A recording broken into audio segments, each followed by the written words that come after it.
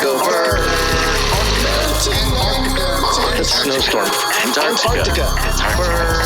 ice. Scientists are penguins. Antarctica, they're opening the abyss. Bitcoin, go to moon. Whoa, Antarctica and Bitcoin? That's right. Whoa. The canarycry.party with the headline, Authentic and Useful Details About Bitcoin Trading in Antarctica. Oh, geez, Louise.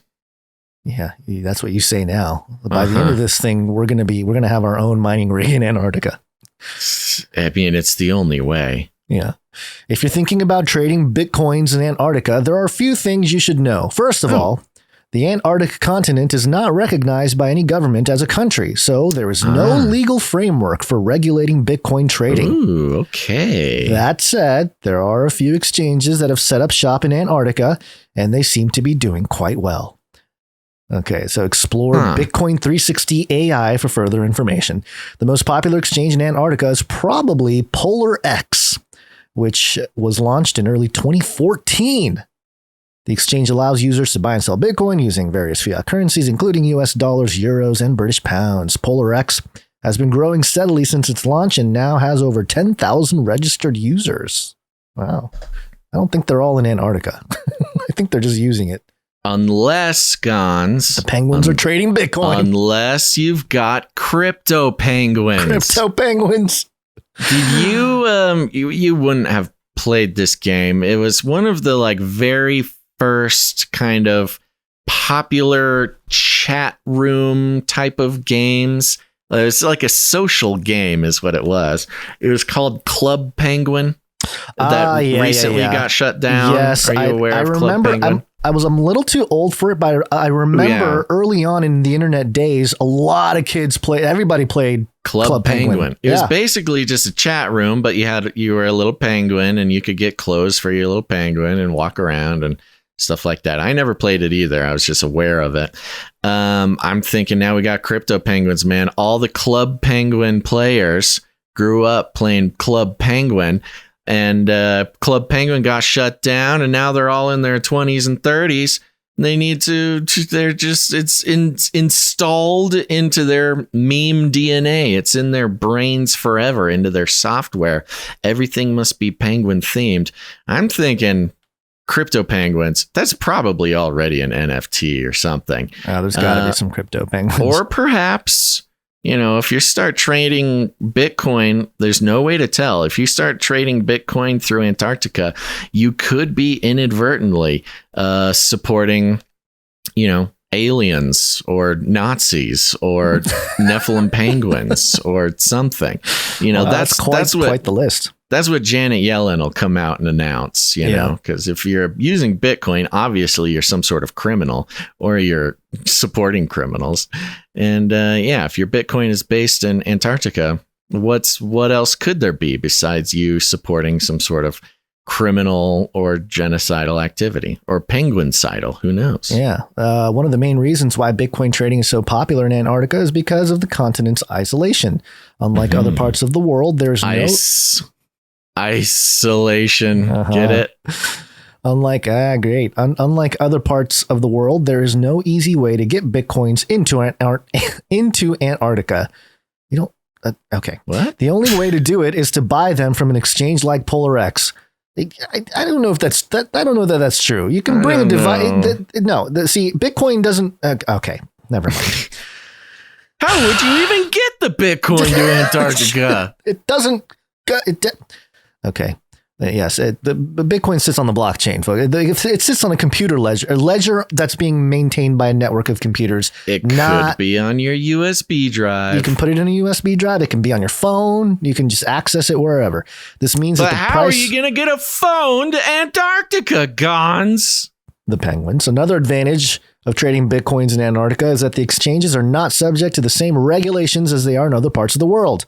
This means you can trade Bitcoin without having to worry about KYC, which is know your customer, or AML, which is anti-money laundering laws. However, this also means that you need to be careful about who you're dealing with. Ooh. Exactly.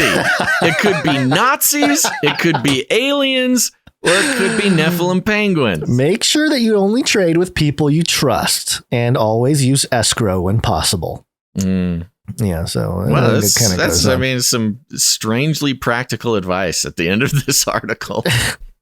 When it comes to trading Bitcoins, there's no one-size-fits-all approach. Different people have different needs and preferences, so it's important to find a method that works best for you. In general, though, there are a few things to keep in mind when trading Bitcoins in Antarctica. Okay, there's more things. I don't know. This article is weird. It goes through multiple layers of things. First off, the market is still relatively new and unpredictable. Oh, okay. Second, be sure to choose a reputable exchange. Finally, don't forget to diversify your portfolio. It's like giving financial advice. Lots of great practical advice here at the end. Remember, the market is still young and volatile, so it's important to stay informed and be cautious with your investment. With a little bit of care and attention, though, you can certainly find success in this new and exciting market. You know, I thought Bitcoin, Antarctica. Bitcoin, I thought it was going to be more about mining, you know, because it takes energy and it gets hot. Cooling so is a big problem with cool. mining. Yeah. And if you can, climate change. It's about evading the law. That is the biggest advantage. I think I think we need to get some mining rigs. Lack of regulation.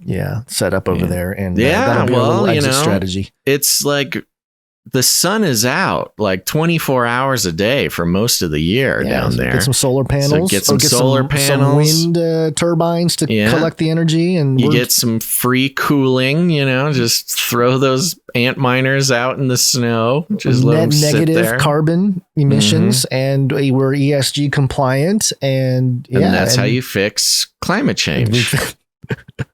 That's how we do it. And so anyway, what do you think, Basil? You think we can set up some rigs and make it happen? I don't think we can. Darn.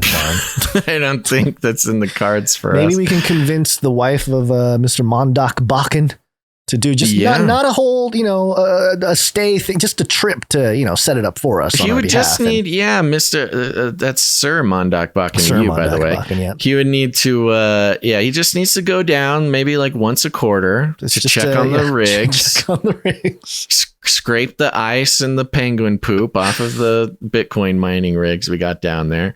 Make sure that our solar panels haven't been stolen by, the natives. The scientists haven't scrapped our solar panels.